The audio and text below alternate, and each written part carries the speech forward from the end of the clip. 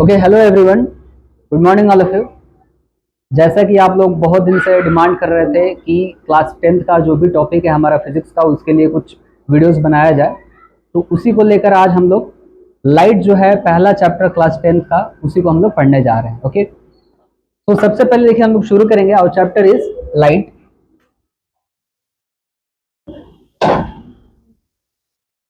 तो before starting the chapter, थोड़ा light होता क्या है इसके बारे में सोचते हैं हम लोग। इसको थोड़ा आप लोग फील करिए कि आखिर लाइट का इंपॉर्टेंस क्या है हमारे लाइफ में। Okay, as we all know that कि हमारे आसपास आपका आई वही आई होता है जो कि आपको किसी ऑब्जेक्ट को देखने के लिए हेल्प करता है, और रात में जब आप सोने चले जाते हैं तो वहां पे भी आपका आई वही सेम आई वही रहता है जो कि आपको किसी भी ऑब्जेक्ट को देखने के लिए हेल्प करता है। रात में और दिन में आखिर डिफरेंस क्या हो जाता है? आंख तो आपका वही रहता है, आई आपका वही रहता है, तो आखिर ये फेनोमेनन है क्या जो आपको हेल्प कर रहा है किसी भी ऑब्जेक्ट को विजुअलाइज करने में, उसको क्लियर देखने के लिए? तो इसके लिए जो इंपॉर्टेंट फिजिकल फेनोमेनन होता है उसी को बेसिकली हम लोग क्या कहते हैं? लाइट कहते हैं। अगर लाइट आपके पास है तो आप किसी भी ऑब्जेक्ट को क्लियरली विजिबल कर पाएंगे, जैसा कि आपको दिखाई देता है, हम दिखाई दे रहे हैं, या पीछे ब्लैक बोर्ड आपको दिखाई दे रहा है। लेकिन अगर रात में एक डार्क रूम क्रिएट कर दिया जाए जहां पे लाइट टोटली एब्सेंट कर दिया जाए, उस केस में आप देख पाते हैं कि आपको एक भी ऑब्जेक्ट विजिबल नहीं हो पाता है, बेसिकली आप उसको नहीं देख पाते हैं। तो द मेन फेनोमेनन यहाँ पे कौन सा फेनोमेनन है जो आपको हेल्प कर रहा है किसी भी ऑब्जेक्ट को देखने के लिए? That is light. यानी लाइट अगर है तो आपके पास जीवन है, और जीवन है मीन्स आप किसी भी ऑब्जेक्ट को क्या कर सकते हैं? विजुअलाइज कर सकते हैं, देख सकते हैं। तो इसी के बारे में क्लास 10th में छोटा सा एक टॉपिक है हम लोग का पहला चैप्टर, दैट इज लाइट के बारे में हम लोग इस क्लास में, इस लेक्चर में बेसिकली हम लोग बात करने वाले हैं। Okay, first of all, since ये तो सीबीएसई में चाहे किसी भी एग्जामिनेशन के पर्पज से ये इंपॉर्टेंट है, हालांकि सीबीएसई के करिकुलम में ऐसा आता नहीं है कि आपसे ये लाइट के बारे में डेफिनेशन पूछा जाए। डेफिनेशन पे ज्यादा हम लोग फोकस नहीं करेंगे, हम लोग फोकस करेंगे कॉन्सेप्ट्स के ऊपर, क्लैरिटी के ऊपर और नंबर ऑफ क्वेश्चंस के ऊपर। ओके, फिर भी हम लोग अगर लाइट को डिफाइन करना चाहें तो लाइट को हम लोग कैसे डिफाइन कर सकते हैं? सो बेसिकली लाइट को डिफाइन करने के लिए हम लोग बोल सकते हैं क्या कि light is a form of energy. अब यहाँ पे थोड़ा सा गौर करिएगा कि आपके पास फिजिक्स में जितने सारे आपको फिजिकल क्वांटिटीज दिखाई दे रहे हैं वो सब एक फॉर्म ऑफ एनर्जी है। For example light, sound. तो ऐसा तो नहीं है कि आप ये कहेंगे कि light is a form of energy, sound is a form of energy. अगर ऐसा आप कहेंगे तो कहीं पे भी डेफिनेशन आएगा आप सब जगह एक ही लिख कर आएंगे कि light is a form of energy, sound is a form of energy, and so thing everything is a form of energy. तो आपको एक इंपॉर्टेंट क्राइटेरिया मेंशन करना पड़ता है कि आखिर क्या क्राइटेरिया है जो इसको डिफरेंशिएट कर रहा है किसी अदर फिजिकल क्वांटिटीज के साथ। तो सिंपली हम लोग यहाँ पे ऐड करते हैं क्या कि light is a form of energy which enables us to visualize और see any object around us. यानी लाइट एक ऐसा फॉर्म ऑफ एनर्जी है जो हमको ये हेल्प कर रहा है किसी भी ऑब्जेक्ट को विजुअलाइज करने में, उसको देखने के लिए। सेम उसी तरीके से साउंड भी एक फॉर्म ऑफ एनर्जी है। तो साउंड, उसको अगर हम लोग डिफाइन करना चाहे तो वहां पर हम लोग कैसे डिफाइन करेंगे उसको कि sound is a form of energy which enable us to hear anything और एनी वॉइस। जो भी आपको सुनाई देने के लिए हेल्प कर रहा है दैट इज साउंड, जो आपको देखने के लिए हेल्प कर रहा है दैट इज बेसिकली लाइट। तो लाइट का यहाँ से आपको डेफिनेशन क्लियर हो गया होगा कि लाइट आखिर होता क्या है। अब हम लोग बात करेंगे लाइट में कहीं पे भी अगर लाइट फॉल करता है किसी भी सरफेस के ऊपर, थोड़ा सा आपको पता होगा कि this is called plane surface. इसको हम लोग जनरली प्लेन सरफेस कंसिडर करते हैं। ओके, तो किसी भी सरफेस के ऊपर जब लाइट फॉल करता है तो जनरली 3 क्राइटेरियास और 3 फेनोमेनन हम लोग को दिखाई देता है। क्या क्या हो सकता है? So the first thing is reflection, and the second thing is refraction, and the third one is absorption.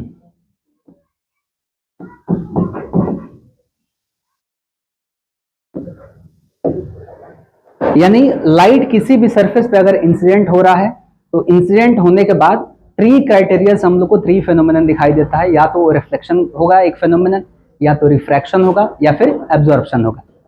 हमारे कोर्स में ये रिफ्लेक्शन और रिफ्रैक्शन है, एब्जॉर्प्शन हमारे कोर्स में नहीं है। तो हम लोग ज्यादातर फोकस करेंगे एक एक करके, एक एक टॉपिक वाइज, कि पहले हम लोग बात करेंगे रिफ्लेक्शन क्या होता है, देन रिफ्रैक्शन क्या होता है, और उसके बाद हम लोग कुछ क्वेश्चंस वगैरह भी डील करेंगे। Okay, so our first topic is reflection of light.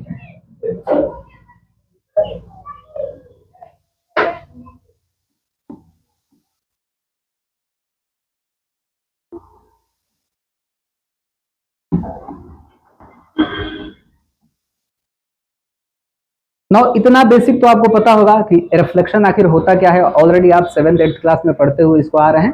तो थोड़ा सा हम लोग डेफिनेशन वाइज भी बात करेंगे। सबसे पहले रिफ्लेक्शन ऑफ लाइट को हम लोग सिंपली डिफाइन करते हैं क्या, the bouncing back of light into the same medium is known as reflection of light. यानी किसी भी सरफेस पे, स्मूथ सरफेस पे अगर लाइट फॉल होता है, फॉल होने के बाद अगर वो सेम मीडियम में बाउंस बैक हो जाए तो उस फेनोमेनन को हम लोग क्या कहते हैं, रिफ्लेक्शन ऑफ लाइट कहते हैं। और अगर वो सेम मीडियम में बाउंस बैक नहीं होता है तो उसको हम लोग क्या कहते हैं, रिफ्रैक्शन ऑफ लाइट करते हैं। तो there is difference between reflection of light and refraction of light, इन दोनों में डिफरेंस है। तो रिफ्लेक्शन को सिंपली आप डिफाइन कर दिए क्या, कि the bouncing back of light into the same medium is known as reflection of light. इसको थोड़ा हम लोग फिगर के हेल्प से समझते हैं कि आखिर रिफ्लेक्शन किसी भी सरफेस पे कैसे होता है, एक एक करके हम लोग बात करेंगे। सबसे पहले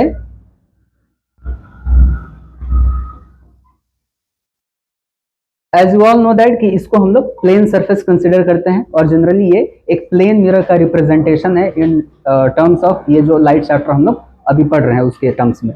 यहाँ पे एक प्लेन सरफेस पे सपोज करते हैं कि एक लाइट फॉल होता है, और इस लाइट को आप जनरली जानते हैं, this light is called, sorry this रे इज कॉल्ड इंसिडेंट रे। तो दिस इज इंसिडेंट रे।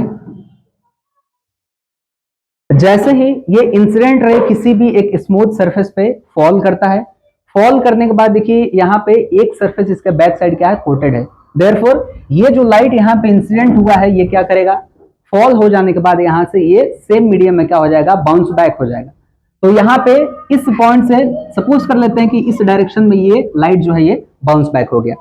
तो दिस, ये जो रे है, इस रे को आपको पता है, दिस रे is called reflected ray. This is reflected ray, this is incident ray and this is reflected ray. ये बेसिक्स है, इतना पता है आपको। ओके, नाउ यहाँ पे एक हम लोग अगर एक नॉर्मल ड्रॉ करें, आपको पता है नॉर्मल बेसिकली क्या होता है, किसी भी सरफेस के ऊपर अगर हम लोग एक परपेंडिकुलर लाइन ड्रॉ करते हैं, that line is called normal. यानी एक सरफेस है, यहाँ पे इसके ऊपर एक क्या है, ये परपेंडिकुलर है, इस लाइन को हम लोग बेसिकली क्या बोल रहे हैं, नॉर्मल बोल रहे हैं। और आपको ये भी पता है कि नॉर्मल और इस सरफेस के साथ एक एंगल यहाँ पे आपको दिखाई दे रहा है, this angle is right angle. यानी यहाँ पे ये जो एंगल बन रहा है ये क्या है, 90 डिग्रीज का ये एंगल है। अब यहाँ पे this is whole reflection of light, यानी लाइट आया, एक स्मूथ सरफेस है, लाइट आने के बाद एक पर्टिकुलर डायरेक्शन में रिफ्लेक्ट हो गया, this is called reflection of light. अब इसके बाद हम लोग को बेसिकली दो लॉज के बारे में पढ़ना पड़ता है, that is called laws of reflection. तो इसके जस्ट बाद हम लोग डील करने वाले हैं लॉज ऑफ रिफ्लेक्शन के ऊपर। अच्छा, आगे बढ़ने से पहले आपको थोड़ा सा ये भी पता है कि the angle made between the normal and incident ray, this angle is called angle of incidence. तो जनरली इसको हम लोग आई से डिनोट करते हैं, and this angle is called the angle between the reflected ray and normal, this is called angle of reflection. दो angles है हमारे पास, angle of incidence and angle of reflection, जो कि हम लोग लॉज ऑफ रिफ्लेक्शन में इनडायरेक्टली यूज करने वाले हैं। तो आपको बेसिक टर्म्स पता होना चाहिए कि इंसिडेंट रे क्या है, रिफ्लेक्टेड रे क्या है, एंगल ऑफ इंसिडेंस क्या है, एंगल ऑफ रिफ्लेक्शन क्या है, नॉर्मल क्या है। Okay, so moving next, our next topic is laws of reflection.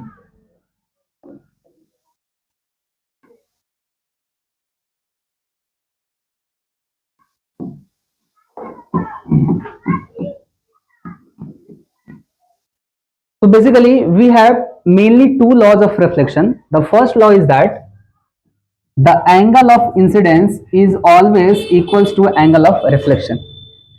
पीछे वाले स्लाइड में आपको बताया गया है कि एंगल ऑफ इंसिडेंस क्या है, एंगल ऑफ रिफ्लेक्शन क्या है। ये जो एंगल ऑफ इंसिडेंस है और ये जो एंगल ऑफ रिफ्लेक्शन है, ये एज पर लॉ ये क्या होता है, दोनों हमेशा इक्वली होता है। और इसके बेसिस पे आपसे एक क्वेश्चन पूछा जा सकता है यहाँ पे, कि अगर आपको दे दिया जाए कि फॉर एग्जांपल कहीं पे लेट से कोई एंगल गिवन है, एंगल ऑफ इंसिडेंस गिवन है, और वहां से आपसे एंगल ऑफ रिफ्लेक्शन इनडायरेक्टली पूछ लिया जाए, तो आप डायरेक्टली उसको आंसर कर सकते हैं कि जितना एंगल ऑफ इंसिडेंस रहेगा उतना एंगल ऑफ रिफ्लेक्शन भी रहने वाला है। Okay, so this is the first law, that is the angle of incidence is always equals to angle of reflection. दूसरा जो हम लोग का लॉ है ये क्या है, the incident ray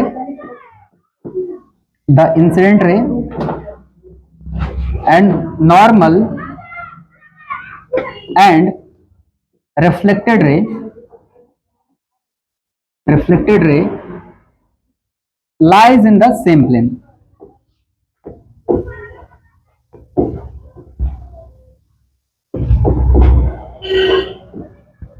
लॉज आपको बेसिकली याद रख लेना है। सेकेंड लॉ क्या है यहाँ पे, the incident ray normal reflected ray lies in the same plane. जैसा आपको यहाँ पे दिखाई दे रहा है, ये इंसिडेंट रे है, ये रिफ्लेक्टेड रे है और ये नॉर्मल है। ये तीनों रेज जो है देखिए एक ही प्लेन में लाई कर रहा है। ऐसा नहीं है कि नॉर्मल कहीं इधर है दूसरे प्लेन में चला गया है, रिफ्लेक्टेड रे किसी दूसरे प्लेन में चला गया है, ऐसा दिखाई आपको नहीं दे रहा है। मीन्स यही दूसरा लॉ है हम लोग का, क्या, incident ray, reflected ray and normal lies in the same plane, and the first law was that angle of incidence is always equals to angle of reflection। तो यहाँ पे हमारे पास दो लॉज ऑफ रिफ्लेक्शन है, दैट इज आपको clear हो गया होगा, angle of incidence is equals to angle of reflection, and the second one is that the incident ray normal and reflected ray lies in the same plane. अब यहाँ पे आपसे एक छोटा सा क्वेश्चन पूछा जाता है, लेट्स से उसको भी हम लोग कर लेते हैं। Suppose this is a plane surface और यहाँ पे हम लोग सपोज कर लेते हैं this is the incident ray, this is the normal and this is the reflected ray. अगर आपको ये दे दिया जाए, let's say this angle is given 30 degree, okay, और आपसे पूछा जाए find angle of reflection, means angle of reflection यहाँ पे उसका वैल्यू कितना होने वाला है ये बता दीजिए। तो सिंपली आपको दिखाई दे रहा है, जो बेसिक ज्योमेट्री हम लोग यूज करेंगे यहाँ पे ये जो एंगल आपको दिखाई दे रहा है, आपको पता है this angle is 90 degree, okay. इस 90 डिग्री के एंगल में दो पार्ट्स में डिवाइडेड है, तो 90 में से अगर हम लोग 30 को माइनस कर देंगे तो ये एंगल हम लोग को फाइंड आउट हो जाएगा। So 90 minus 30 will become 60 degree. So ये एंगल पहले हम लोग फाइंड कर लिए कि दिस एंगल इज 60 डिग्री, और as per law of reflection हम लोग जानते हैं कि एंगल ऑफ इंसिडेंस जितना होगा एंगल ऑफ रिफ्लेक्शन भी उतना ही होता है। यानी अगर एंगल ऑफ इंसिडेंस कितना है यहाँ पे 60 डिग्री, तो एंगल ऑफ रिफ्लेक्शन भी कितना होने वाला है, देयरफॉर एंगल ऑफ रिफ्लेक्शन ये भी होने वाला है 60 डिग्री। तो यहाँ से एक बेसिक क्वेश्चन आपसे पूछे जाते हैं कि एंगल ऑफ रिफ्लेक्शन क्या है, एंगल ऑफ रिफ्रैक्शन क्या है, इसके बेसिस पे आपसे ये पूछ लिया गया, ओके। नेक्स्ट, अभी इसके बाद हम लोग बात करेंगे बेसिक टर्मिनोलॉजी के ऊपर। इस चैप्टर में बहुत सारे ऐसे टर्मिनोलॉजी है जो कि हो सकता है कि आप पहली बार सुने, तो उसको आखिर समझना है हम लोग को कि आखिर उसका मतलब क्या होता है, इसलिए हम लोग सबसे पहले बेसिक टर्मिनोलॉजी के ऊपर बात करेंगे। So the first terminology is that mirror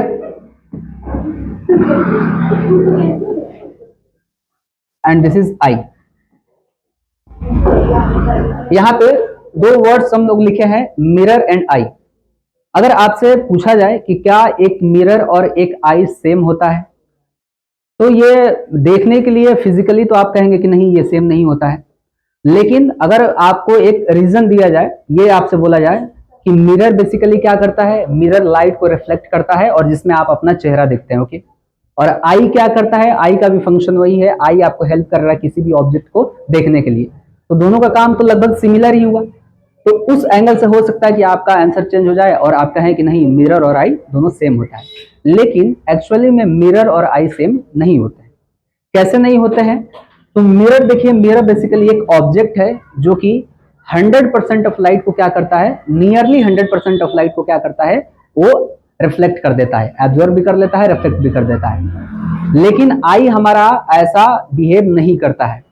I में क्या होता है कि आई जो है हमारा ऑब्जेक्ट है, आई नियरली कुछ लाइट को अपने अंदर एब्जॉर्ब कर लेता है और कुछ लाइट को क्या करता है, वो वापस रिफ्लेक्ट कर देता है। So the main difference is that mirror और आई को हम लोग सेम नहीं बोल सकते हैं। क्यों? क्योंकि रीजन आपको पता चल गया कि मिरर जो होता है 100% ऑफ लाइट को रिफ्लेक्ट करता है और आई जो है 100% ऑफ लाइट को रिफ्लेक्ट नहीं करता है, कुछ लाइट को वो क्या कर लेता है, एब्जॉर्ब भी कर लेता है। तो ये मिरर और आई में क्या डिफरेंस है, थोड़ा सा हम लोग बात किए हैं इसके ऊपर, ठीक है। इसके बाद इमेज, अगर आपसे पूछा जाए कि इमेज क्या होता है, व्हाट इज एन इमेज, तो इमेज, इससे पहले आप डेफिनेशन में बात करते हुए आ रहे हैं कि basically we have two types of image, लेकिन इमेज आखिर होता क्या है।